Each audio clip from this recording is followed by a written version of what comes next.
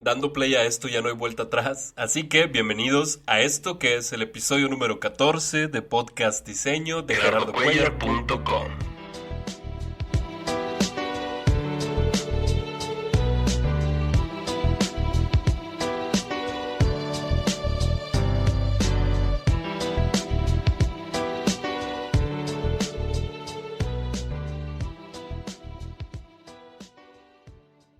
Y se puede escuchar fácil, pero 14 episodios, créanme que es bastante complicado, sobre todo por los tiempos. Hay que saber administrar tiempos de trabajo, de proyectos personales, de familia. Son mil cosas, pero estoy muy agradecido de haber llegado hasta acá, por todo lo que he conseguido, hasta dónde ha llegado este proyecto. Me han llegado mensajes de todas partes de Latinoamérica y sobre todo por lo que ha logrado en mí. He aprendido bastante gracias a esto y yo sé que ustedes también. Se nota por cada vez que lo comparten o cada vez que alguien me comenta de, oye, escuché tu episodio donde hablabas de tal cosa, me sirvió bastante por X, ¿no? Y eso, créanme que con una sola persona que me diga que de algo le sirvió lo que grabé, para mí es de bastante valor. O sea, es muy, muy valioso y me incita y sobre todo me motiva a seguir haciendo esto. Así que bueno, espero que este episodio 14 también les sirva porque es un tema bien interesante y es algo del que no hablamos, sobre todo cuando recién salimos de la universidad o empezamos a trabajar, sobre todo como freelancers o desde nuestra trinchera por nuestra cuenta. Y pues es algo bien importante que hay que saber, que hay que tomar en cuenta.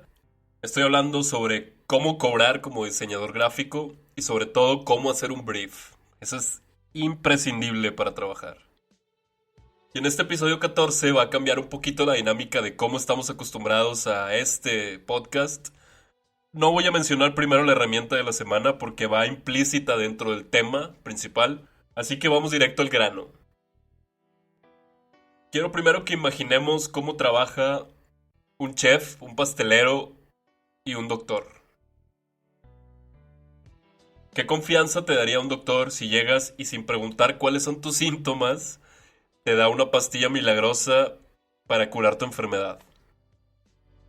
O imagina que vas a una pastelería y un pastelero te dice, te voy a regalar un mes de pasteles a cambio de que me contrates durante un año para hacerte pasteles todos los fines de semana. O no sé, un chef que cobre diferentes tarifas, pero que sacrifique lo sabroso o el sabor de algún platillo en especial. ¿Te imaginas eso de ellos? Mucho se habla en redes sociales de cómo los clientes maltratan a los diseñadores, pero nadie creo que habla de cómo los mismos diseñadores se maltratan a sí mismos. Y eso es justamente de lo que se trata este episodio número 14, de cómo cobrar inteligentemente y cómo conocer a tu cliente para no terminar regalando tu trabajo. Y toda esta idea nació gracias a que esta semana me hice pasar por un empresario de productos nutricionales, un emprendedor, y me di a la tarea de investigar varias agencias pequeñas en la ciudad de Monterrey, sobre todo para sacar una media de los precios, de servicio al cliente y sobre todo de las buenas y malas prácticas. Porque en sí, esas agencias representan por ahora la competencia directa de Vixe, la empresa que acabo de fundar de diseño digital. Si no sabes de qué estoy hablando, después de este capítulo te invito a que escuches el número 13, que es donde hablo un poco más sobre Vixe, cómo nació y que tengas más contexto. Pero bueno, este episodio lo voy a dedicar a esas malas prácticas para que tanto a mí como a ustedes nos sirvan de aprendizaje y por nada en el mundo se nos ocurre aplicarlas. Imaginen ustedes, de 15 empresas de las cuales llegué gracias a Facebook, fue muy fácil, simplemente busqué una sola agencia y gracias a esa búsqueda el robot de Facebook reconoció que estaba buscando una agencia de publicidad y me empezó a tupir con puro spam y con bastantes posts de infinidad de agencias de todos los rincones de la ciudad o lugares cercanos, alrededores. Y obviamente me aparecieron tanto agencias grandes y ya reconocidas, de las cuales no voy a hablar en este episodio porque sabemos que tienen buenas prácticas, al menos la mayoría, por eso están donde están y tienen los clientes que tienen actualmente. Pero me enfoco en las pequeñas, algunas que ni siquiera tenían sitio web, otras que simplemente me daba la impresión de que era una sola persona, pero con nombre de una empresa. otras que realmente no sabían lo que estaban haciendo, porque incluso los diseños que ofrecían ni siquiera estaban hechos en programas profesionales de diseño, por así llamarlo. Así que bueno, descarté algunas, me quedé con otras en las que realmente sí podrían representar una competencia directa, y con ellas fue con las que literal me puse a cotizar. Coticé tanto sitios web como gestión de redes sociales, SEO, branding, literal el puro logotipo únicamente. Así que, bueno, me porté de distintas maneras con las diferentes agencias. En algunas sí les di mucha información, en otras realmente no les di nada para ver qué hacían. Total, estaba haciendo mi research y estaba viendo la manera de tratar de pescar de todos lados esas buenas y malas prácticas.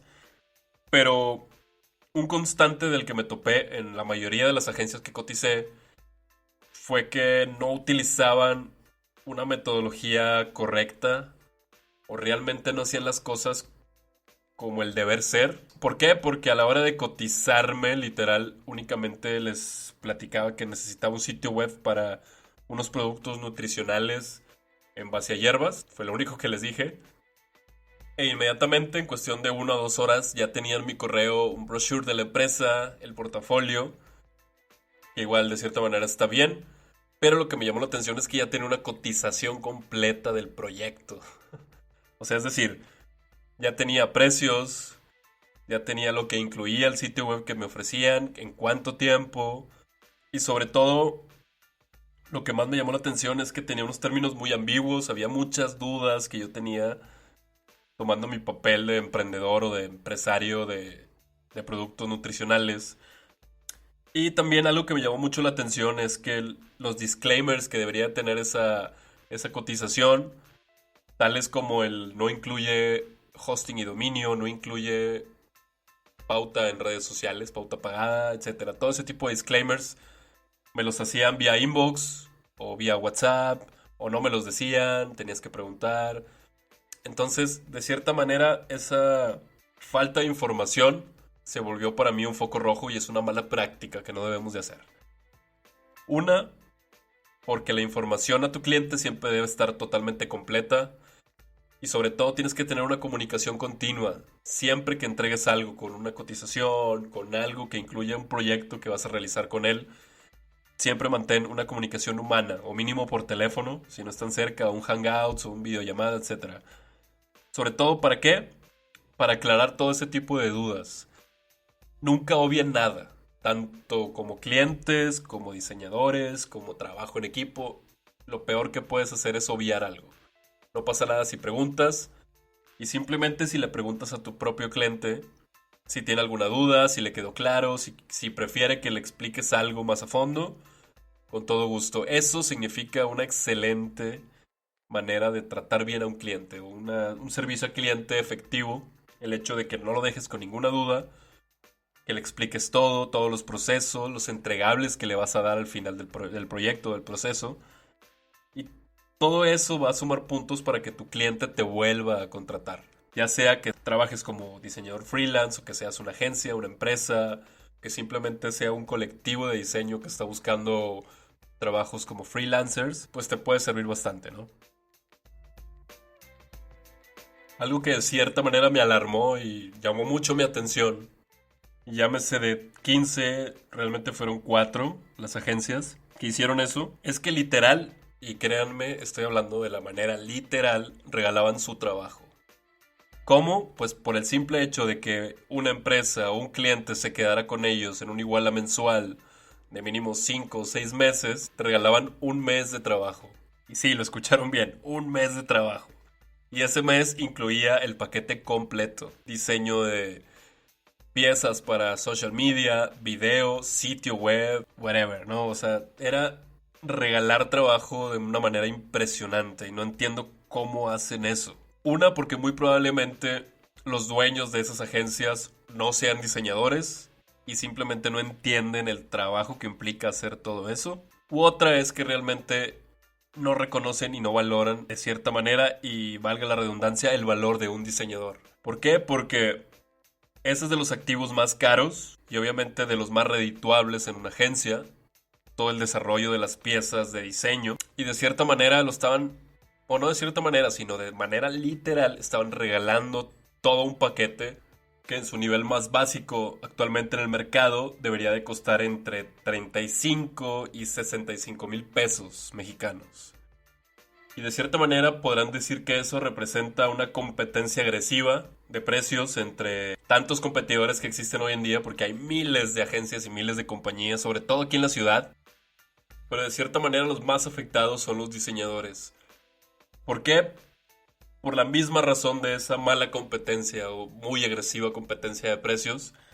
Así que si tú haces algo de calidad, lo cobras bien, un cliente puede llegar con una agencia que probablemente tenga muchísimos reviews o tenga muchos contactos de los cuales recomendaron a esa agencia con ese tal cliente y que pueda decir de que, oye, tú solo me cobras 35 mil pesos, pero una agencia de renombre que está en la mejor área arquitectónica de la ciudad o el municipio de cierta manera más rico del estado de México me cobra mucho menos de la mitad de lo que tú me estás cobrando y además me regala un mes de servicio. No puedes competir contra eso realmente, pero tampoco tienes por qué rebajarte a esos precios o rebajarte a esas mismas técnicas para poder competir, ¿no? Al final, como es un servicio y como todos los servicios, la calidad, la rapidez, la forma en la que trabajas, la forma en que cambias a tu cliente o lo ayudas a transformarse, que es al principio lo que buscaba en sí con un diseño, pues es lo que vale, ¿no? Así que los invito a que no se rebajen a ese tipo de competencias malas o muy agresivas, como lo hacen otras agencias, y se atrevan a cobrar bien. Cobren por su trabajo, por el tiempo y esfuerzo que les costó aprender eso, y sobre todo cobren por el tiempo invertido en realizar ese proyecto. Pero bueno, ahorita vamos más a fondo sobre ese tema, pero primero, para saber cobrar, tienes que obviamente saber qué vas a hacer. Así que eso nos lleva a conocer qué diablos es un brief. Muchos diseñadores pensábamos, me incluyo porque yo también, que un brief se utilizaba únicamente para publicistas y mercadólogos. Pero realmente un brief creativo y un brief de diseño nos puede ayudar bastante a encaminar bien el proyecto que le vamos a hacer al cliente, a darnos cuenta qué es lo que necesita realmente, no necesariamente lo que él dice que necesita, sino lo que realmente necesita, y sobre todo nos ayuda para conocer ese cliente, hacia dónde va, dónde está, dónde estuvo, quiénes son sus principales competidores, a quién va dirigido, etcétera, ¿no? Un brief de diseño es muy similar a un brief, como les digo, de publicista o mercadólogo, pero es imprescindible. Así que en este episodio 14 les quiero compartir 7 puntos claves para crear un buen brief de diseño.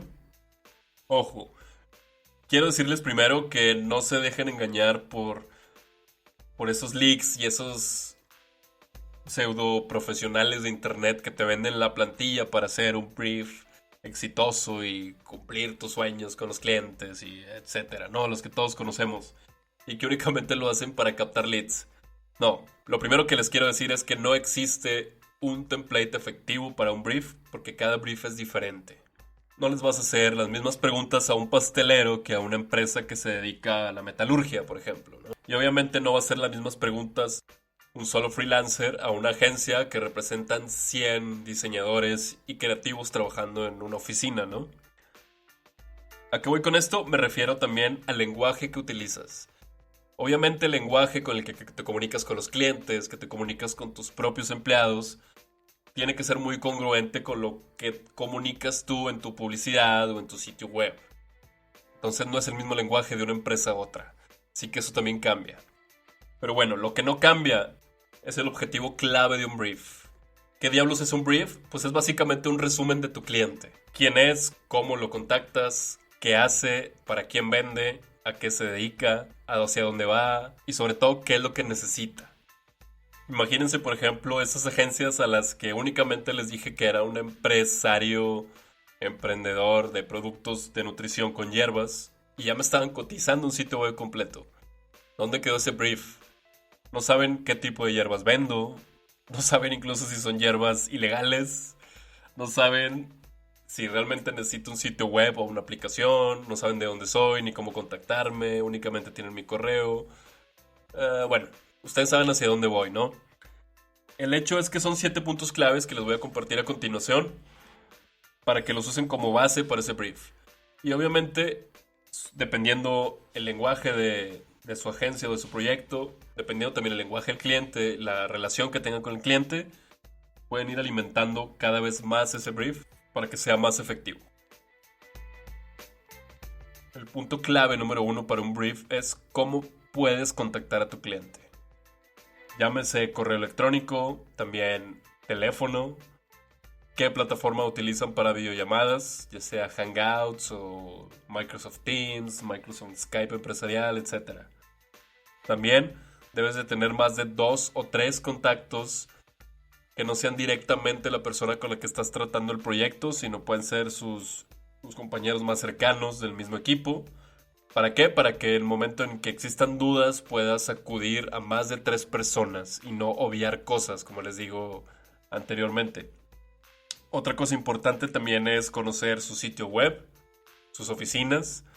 Créanme que es muchísimo más efectivo una junta en persona de 5 minutos que 2 o 3 días de correos electrónicos, mensajes de WhatsApp, mensajes instantáneos de Messenger, de Facebook, de Microsoft, Skype, Teams, etc.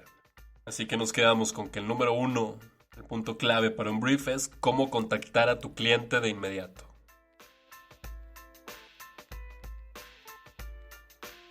El punto número 2 es conocer más a fondo a tu cliente. ¿Qué quiere decir eso? Pues sobre todo quién es, hacia dónde va, qué experiencias tuvo anteriormente. Eso se puede dar en una junta cara a cara, en un meeting personal. Pero pues también puedes investigar un poco, sobre todo en el sitio web, cuál es su misión, cuáles son sus valores, su objetivo, hacia dónde va.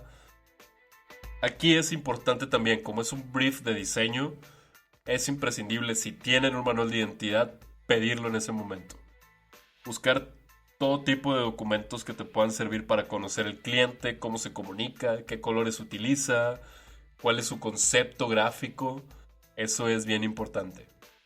También implica mucho platicar cara a cara, como les digo, y conocer también personalmente, sobre todo si es el dueño de la empresa a la que vas a trabajar o a la que le vas a hacer ese proyecto en sí, para que conozcas también de cierta manera esas palabras claves. Puede ser que en una plática, como les digo, de 5 minutos en persona, te des cuenta que para él el rojo representa algo malo en su vida, entonces puedes descartar el color rojo en todo tipo de publicidad o de alguna pieza de diseño que vayas a hacer. Eso es algo que no te darías cuenta en un manual de identidad o en el sitio web, sino que es algo que te das cuenta platicando ya con esa persona. También trata de conocer más a fondo, si es posible, al resto de empleados, conocer sus oficinas. Sobre todo, ¿para qué? Para conocer ese lenguaje, el lenguaje que ya utilizan y poder, de cierta manera, analizar si vas a utilizar el mismo lenguaje o vas a proponer el cambio total de esa forma de comunicación. Así que bueno, para no hacer el cuento tan largo, el punto número 2 es conocer a fondo tu cliente. El punto clave número 3 es conocer literalmente cuál es su necesidad más inmediata, más próxima. El por qué te buscó. Puede ser que necesite un sitio web, entonces debes de cierta manera irte más al fondo de esa necesidad, porque probablemente no únicamente sea un sitio web, sino cambiar toda su comunicación interna y externa.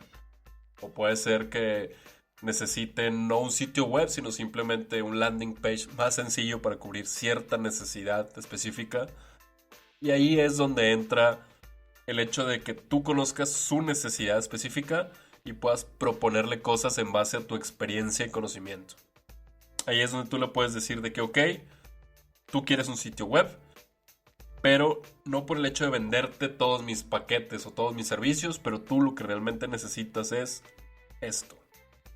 Ahí es donde nace la negociación real, donde puedes ofrecerle ya sea un proyecto por partes, por secciones, puedes decir que tal vez el primer año te puedo ayudar a desarrollar este tipo de cosas y a partir del segundo podemos ampliar el abanico de servicios, no sé, eso ya depende mucho de la historia específica que tengas con tu cliente. Pero el punto número 3, rebobinando, el punto clave número 3 es conocer la necesidad inmediata o próxima de tu cliente. El por qué te buscó. El punto número 4 es meramente de marketing, pero implica también algo bien decisivo para diseño. Debes de conocer su mercado meta, a quién va dirigido, a quién le vende tu cliente o a quién busca venderle, porque puede que te toque la ocasión en la que vende específicamente para personas mayores de 35 años, pero acaba de lanzar un producto para más jóvenes. Entonces toda la estrategia, todo el lenguaje, la comunicación, incluso hasta los colores van a cambiar simplemente por la edad a la que va dirigida, ¿no? Entonces debes de conocer también el mercado meta al que va dirigido esa campaña o ese proyecto y te va a ayudar bastante para, de cierta manera, enfocar más el diseño y que sea mucho más efectivo, tanto para ti como para el cliente. El punto clave número 5 para un brief es conocer la competencia directa de tu cliente. Y también, ¿por qué no?, la competencia indirecta. ¿Para qué? Para sobre todo hacer un research o investigar qué es lo que han hecho en otras empresas que representan la competencia. Y sobre todo reconocer las buenas y las malas prácticas. Tal vez en la campaña publicitaria de la competencia te das cuenta de que no funcionó muy bien algo que realmente ya se te estaba ocurriendo a ti. Entonces eso puede ser de bastante ayuda. O simplemente, yo creo que de las más importantes, para diferenciarte totalmente y hacer las cosas mejor. Y al fin va a ser tan efectivo que va a representar una propuesta de valor. Así que toma en cuenta mucho el punto número 5, que es conocer la competencia directa e indirecta de tu cliente. El punto número 6 es básicamente identificar puntos clave de proyectos anteriores. ¿Qué quiere decir esto? Es, no sé, por ejemplo, si ya tuvieron una campaña y te buscaron a ti para llevar la fase 2 de esa campaña, pues es clave hablar con el cliente y tratar de sacar los mejores insights. Y así tú puedas identificar buenas y malas prácticas, qué es lo que sirvió, qué es lo que no sirvió, para obviamente esa segunda fase o ese nuevo proyecto salga mucho mejor que el anterior. Y por último, la clave número 7, que es imprescindible, y es conocer el presupuesto de tu cliente. ¿Cuánto está dispuesto a pagar o cuánto tiene destinado para esa campaña, esa nueva imagen, esa campaña de marketing, de social media, de SEO, etc. Whatever, lo que te pida por lo que te buscó, trata siempre de definir cuál es su presupuesto y en base a ese presupuesto ya puedas proponer algo. Justamente en este punto es donde existen muchos miedos, sobre todo el diseñador gráfico, que es cuando pasa ese momento en el que regalan su trabajo, cotizan mal, cobran muy barato lo que van a hacer. Y realmente, sobre todo, es por ese miedo de preguntar cuánto estás dispuesto a gastar. Muchos clientes puedes pensar que se van a enojar o que no te van a decir, no tienen por qué decirte cuánto dinero tienen para gastar. Pero no es eso, es simplemente saber hasta dónde es tu tope para ver qué tipo de herramientas, qué tipo de trabajo te puedo ofrecer. Y sobre todo, no pasarse de ese presupuesto, ¿no? Siempre ser claros, explicar todos los puntos, todos los entregables, explicar si es posible todo el proceso que se va a llevar para que el cliente tenga de cierta manera esa tranquilidad de lo que está gastando está valiendo la pena, ¿no? Y sobre todo también ser sinceros. Yo siempre he sido de ese pensamiento de que no debes mentir. Entre más sincero seas mejor, entre más comunicación tengas y esa comunicación sea más sincera, se pueden crear relaciones mucho más duraderas de negocios. Existe mucha gente, y he escuchado, sobre todo en agencias, que mienten con tal de vender. Y eso es algo que creo que para mí en lo personal es pésimo, es algo que no debe suceder. ¿Por qué? Porque si tú mientes a un cliente, le estás vendiendo algo que no sabes hacer y lo estás revendiendo, ¿no? Por el simple hecho de que puedas decir que ese cliente es de tu agencia o que tienes 50 clientes a la vez, Al fin de cuentas no los estás trabajando tú, estás recontratando. O en el peor de los casos, les dicen que sí puedes hacer algo y al fin de cuentas no lo cumplen o lo hacen mal. O ni siquiera era lo que esperaban o lo que necesitaban por el simple hecho de mentir por vender. Así que el mejor consejo que les puedo dar es nunca mientan, siempre sean sinceros.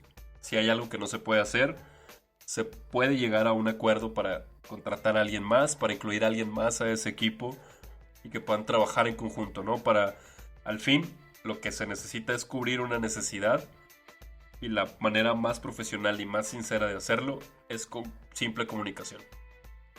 Así que estos 7 puntos prescindibles, que es conocer a tu cliente, saber qué es lo que necesita, quién es su competencia, a quién le vende y cuánto tiene para gastar, nos lleva al hecho de cómo les puedes cobrar. Y esa es una pregunta que siempre nos hacemos los diseñadores gráficos, los diseñadores digitales, multimedias, etcétera, todos los que trabajamos en este ámbito digital. Y es esa duda constante de cómo cobrar. Y puede que muchas veces suceda que cobras al tanteo, como decimos acá en México, ¿no? El simple hecho de decir depende el sapo la pedrada. Si veo que tiene dinero le voy a cobrar mucho. Si es una empresa chiquita le voy a cobrar poquito para que vaya creciendo. No. El punto aquí importante es primero saber qué es lo que necesita, quién es tu cliente. Porque, aunque no lo crean, muchas empresas de las más grandes, de las que más tienen dinero, son las que menos trabajo implica.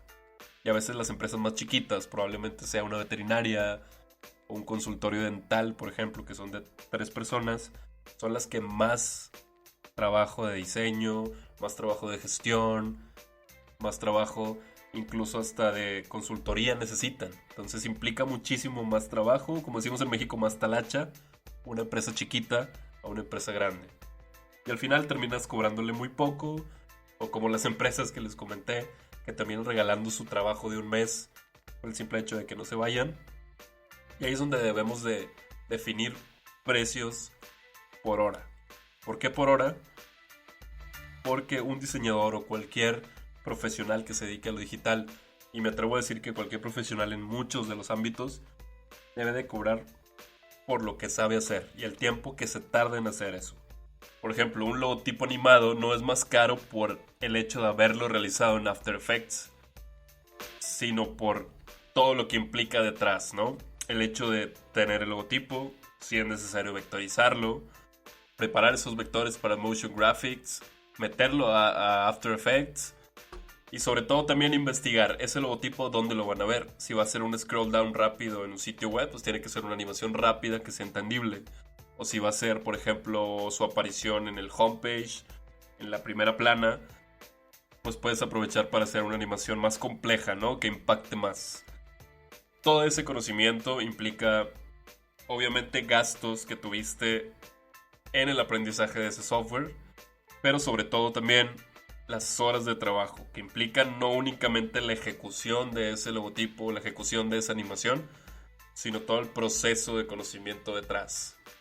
Así que eso es lo que se cobra, eso es lo que debes cobrar. Las horas invertidas en lo que hagas. No importa si lo hiciste en After Effects, o lo hiciste en Camtasia, lo hiciste en Sony Vegas, lo hiciste en Flash, lo hiciste en animación SVG, no importa. El hecho es el conocimiento que implicó hacer eso y el tiempo. Y obviamente también hay otros factores que se deben cobrar.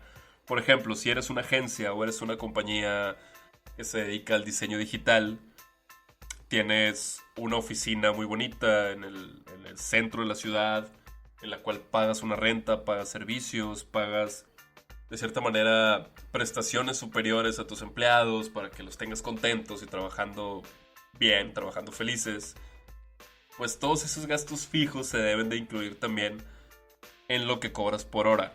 Obviamente esos gastos fijos los vas a dividir entre todos tus clientes. No vas a cobrar a un solo cliente la renta y a otro los servicios. No sé si me expliqué.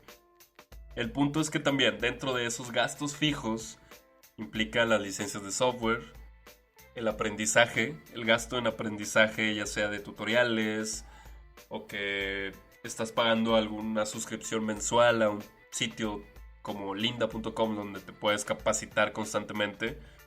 Todas esas suscripciones, pagos fijos, se incluyen dentro de la hora de cobro de un servicio. Así que bueno, ya tenemos el brief, que sabemos qué es lo que necesita realmente el cliente para un proyecto. Ya tenemos los gastos fijos, que nos implica tener un proyecto en viento en popa como lo es una agencia de publicidad con 10 clientes mínimo. Ya dividimos esos gastos fijos, los incluimos en lo que cobramos por hora.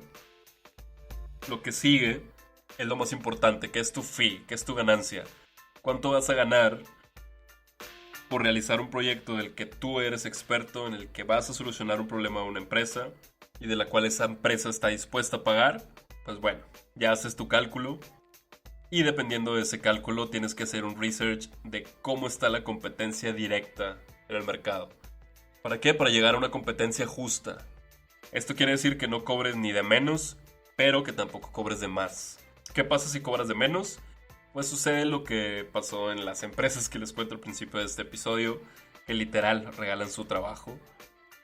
Pero en su contraparte está el hecho de que puede que exista tu competencia directa, una empresa que tiene empleados con el mismo expertise que los tuyos, o otro freelancer que tenga el mismo expertise que el tuyo, que te pueda asegurar la misma calidad, pero que cobre, no sé, 5,000 pesos menos.